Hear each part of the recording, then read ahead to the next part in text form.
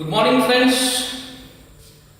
तो कल तक हमने पढ़ा था एक्सटिंग्विश मेथड ऑफ फायर और थोड़ा बहुत डिस्कस भी किया था स्प्रेडिंग ऑफ फायर के बारे में। आज आग का फैलावा, आग किस तरह से आगे बढ़ता है, आग का फैलावा किस तरह से होता है, उसके बारे में हम स्टडी करेंगे। कल मैंने आपको थोड़ा बहुत बताया था आग एक ऊर्जा है, एक ऊष्मा है। That is the one types of power, heat।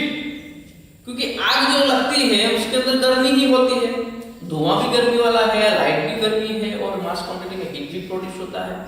ठीक है, तो that is the one types of heat। तो ये हीट किस तरह से फैलती है, किस तरह से आगे बढ़ती है। और कल मैंने आप लोगों को बताया था ऊर्जा ना तो कभी मरी है ना तो कभी ऊर्जा मरने वाली है। ठीक है, वो एक फॉर्म से दूसरे फॉर्म के अंदर कन्वर्ट होती है, बाकी कुछ है नहीं। ठीक है, तो हमने स्कूल लाइफ के अंदर साइंस की बुक में आपके साइंस के टीचर ने आपको पढ़ाया होगा ऊष्मा के कितने प्रकार है भाई। तो कि आप लोग तब बोलते थे 3 प्रकार है। कौन कौन से? तो ऊष्मा का चलना, ऊष्मा का बहना और ऊष्मा का किसी चीज में जाके मिल जाना। ठीक है, तो आग बुझाने के 3 प्रकार है। जिस तरह से आग बुझाने के 3 प्रकार है, इसी तरह आग के फैलने के भी 3 प्रकार है। कोइंसिडेंटली आग लगने के लिए भी कितने एलिमेंट चाहिए? 3 एलिमेंट चाहिए। ठीक है, तो इसी तरह आग भी 3 प्रकार से फैलती है। तो पहला जो प्रकार है वो कंडक्शन। क्या है? कंडक्शन, यानी कि चलना, ऊष्मा का चलन। ऊष्मा का चलन, ऊष्मा का चलन। ठीक है, ऊष्मा एक जगह से दूसरी जगह के ऊपर चल के जाती है। ठीक है, हम प्रादेशिक भाषा में उसको समझने की कोशिश करेंगे।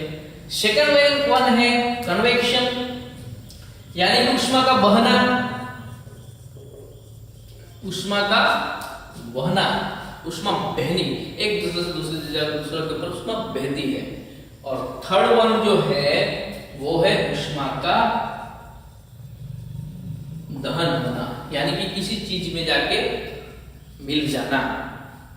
ठीक है, तो ये 3 प्रकार जो स्प्रेडिंग ऑफ फायर कहा जाता है, यानी कि आग किस तरह से फैलता है, उसको हम अंडरस्टैंड करेंगे 1 बाय 1। तो पहला जो हमारा है कंडक्शन। हमारा पहला कौन सा है? कंडक्शन, यानी कि ऊष्मा का चलना।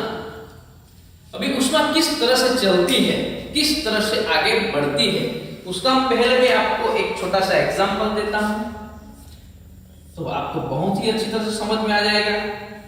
मान लो कि एक मोमबत्ती है।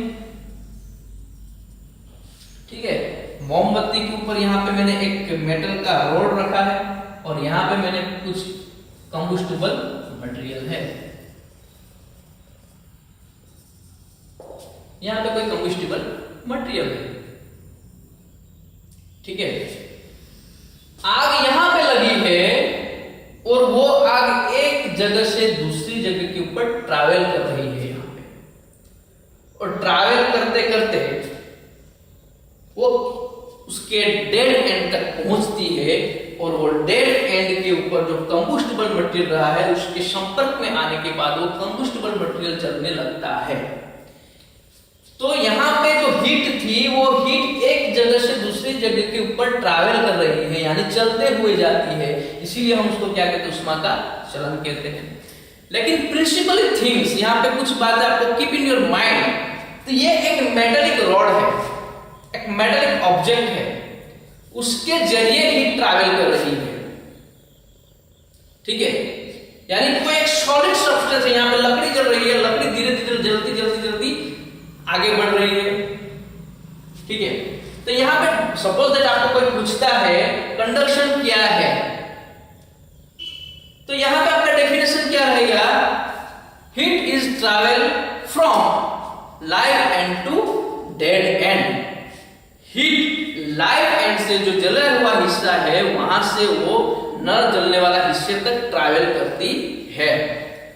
लेकिन पहले उसके नाम के अंदर चलना है, तो चलते चलते हम थक जाते हैं, ठीक है। इसी तरह हीट भी क्या हो जाएगी, थक जाएगी।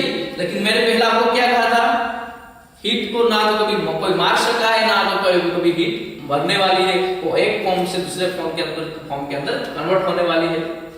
तो यहाँ पे आपका डेफिनेशन क्या होगा, heat is travel from live end to dead and.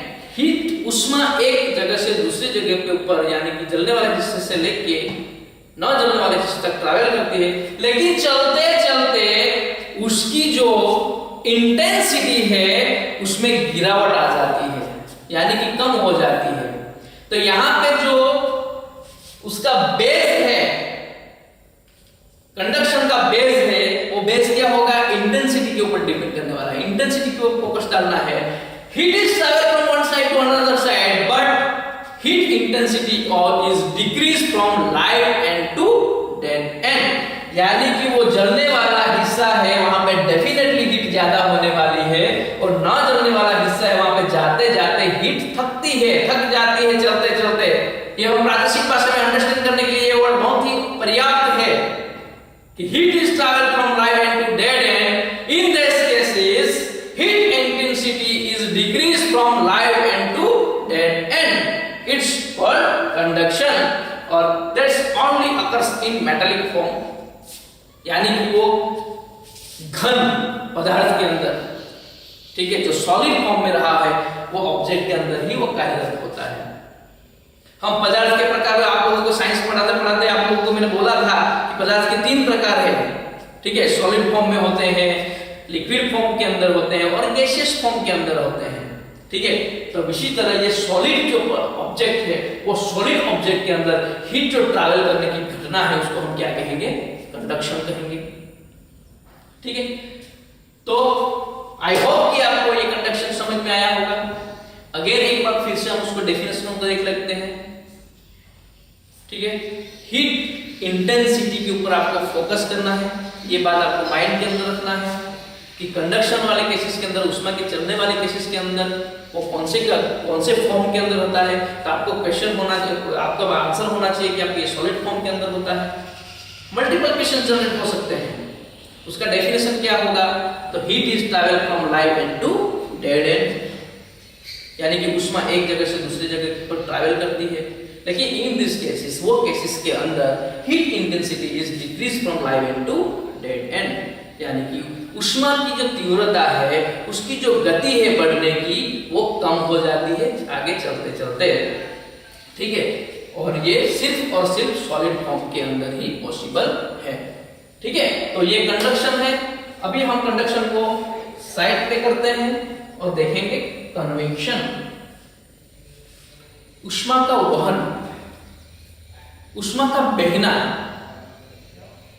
अभी आपको एक एग्जांपल मैं देता हूं। आप सभी लोगों ने गर्म पानी करके नहाते हो, एम आई राइट, ठीक है। दूसरा एक्सरसाइज नहीं, लेकिन ये एक्सरसाइज तो डेफिनेटली आप लोगों ने किया होगा।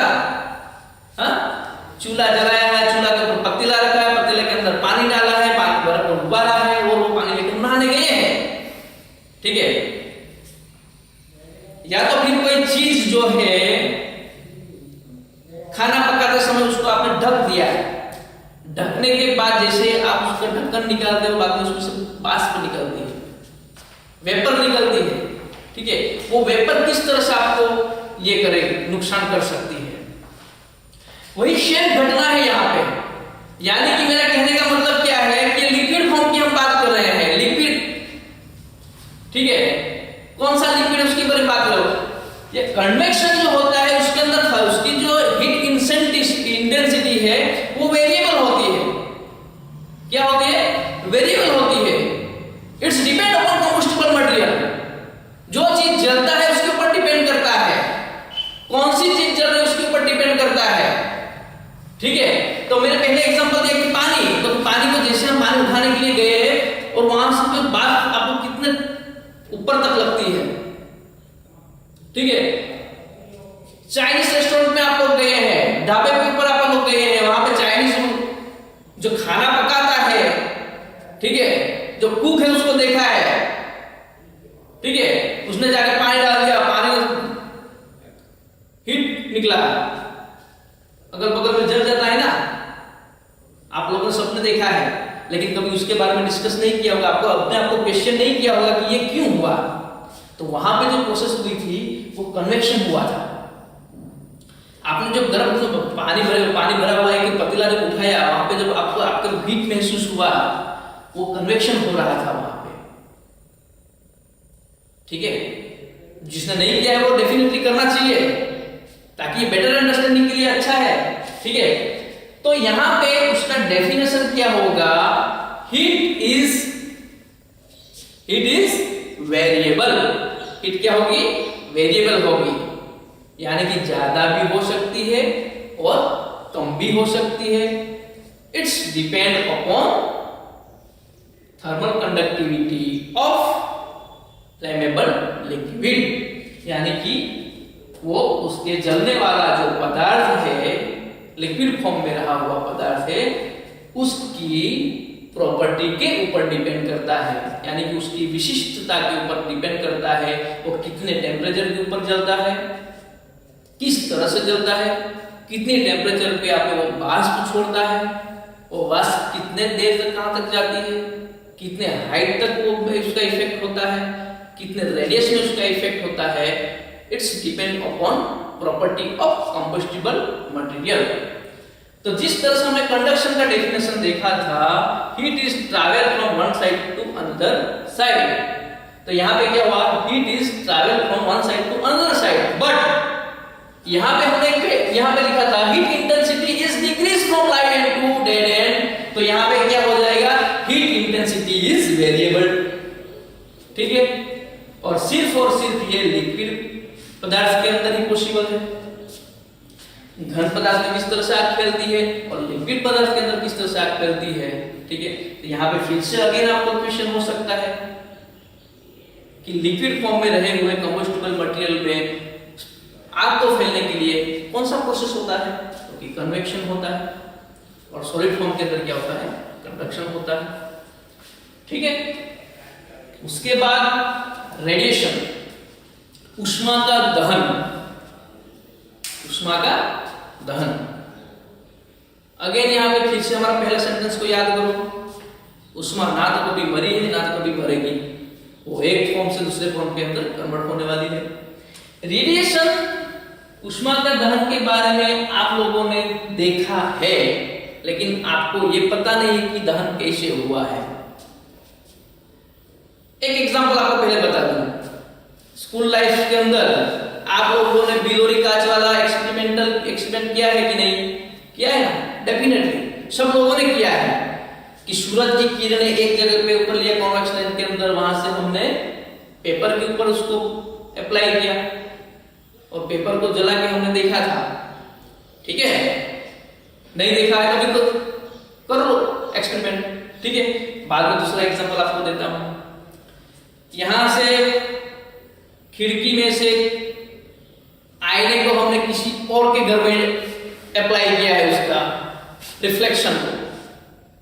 ठीक है, यहां से ऊर्जा को हमने सूरज की किरणें ली आईने के ऊपर और उसको अप्लाई किया किसी और के घर पे, है ना, जनरेशन का पॉपुलर फंडा है। ठीक है, थर्ड वन एग्जांपल मैं देता हूं, कोई कचरे के ढेर में टूटा हुआ आईना पड़ा हुआ है। ठीक है, टूटा हुआ आईना पड़ा है और उसके ऊपर सूरज की किरणें गिरती है और वो सूरज की किरणें सीधे किसी घास के ऊपर जाके गिरती है। देहाती एरिया में किसी का घर होता है, कच्चा मकान होता है, झोपड़ा होता है, उसके ऊपर जाके गिरता है, कांस्टेंट ये अप्लाई होता रहता है और वहां पे हीट इतनी मात्रा में जमा हो जाती है कि वहां पे अपने आप कुछ जलने लगता है। ठीक है, तो ये बेस्ट एग्जांपल है।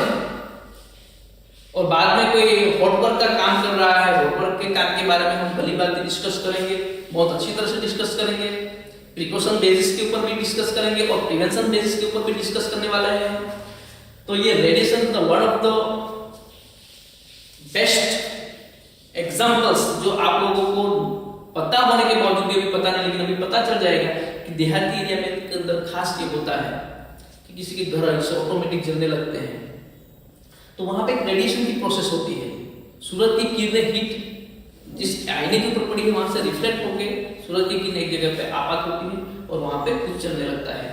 तो ये तीनों के केसेस के अंदर यहाँ पे हीट का एक जगह से दूसरी जगह पे ट्रैवल होती है, यहाँ पे हीट वेरिएबल होती है, लेकिन यहाँ पे हीट कांस्टेंट होती है। Live end to dead end तक हीट इंटेंसिटी इज कांस्टेंट, ठीक है, हीट इंटेंसिटी इज कांस्टेंट। तो ये इसका एग्जांपल मैंने आप लोगों को बताया किस तरह से ये रेडिएशंस काम करते हैं, किस तरह से कन्वेक्शन काम करता है, किस तरह से कंडक्शन काम करते हैं। तीनों के तीनों चीजें बहुत ही असरकारक है आग को बढ़ावा देने के लिए, ठीक है।